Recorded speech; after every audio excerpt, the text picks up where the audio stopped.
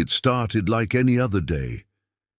Sam was hanging out with his friends, goofing off and having a good time. But when he got home that night, things took a turn. His phone was buzzing, vibrating on his desk. It was late, so he figured it was probably just his friends playing a prank on him. But when he picked up his phone, he saw that it was a new number.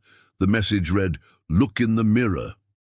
Weird, he thought, but he shrugged it off. It was probably some kind of joke. But the next night, it happened again. The same number sent another message, "Look in the mirror." Curiosity got the better of him. He looked around the room to make sure he was alone. He turned off all of the lights and stared directly into the mirror across the room. Nothing, just his own pale reflection staring back. Relieved, he went to bed. But then the third night came around, and so did another message. "You can't hide." He tried to convince himself that it was all in his head, just a trick of the light, a figment of his imagination.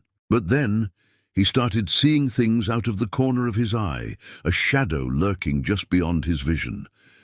Every time he turned to look, he saw nothing but empty darkness. He told his friend Clara about the messages, and she just laughed. But he knew there was something there. Something was trying to communicate with him from beyond the grave. That much was clear. But what did it want? The messages continued, "I'm closer." And then one morning, he woke up to find a single white rose on his doorstep. He didn't recognize the handwriting, but he felt a chill run down his spine nonetheless. He decided to take matters into his own hands and cover every mirror in his apartment with towels, sheets, anything he could find. He even took off his watch so he wouldn't have to see his own reflection anymore. But the messages kept coming. At 3:33 a.m., his phone buzzed for the last time. "Tonight, I'm stepping through." He pressed his palm against the mirror, willing his reflection to go away. But instead the smile widened. The figure stepped through. Sam screamed, but the sound died in his throat. The room was silent except for the pounding of his heart.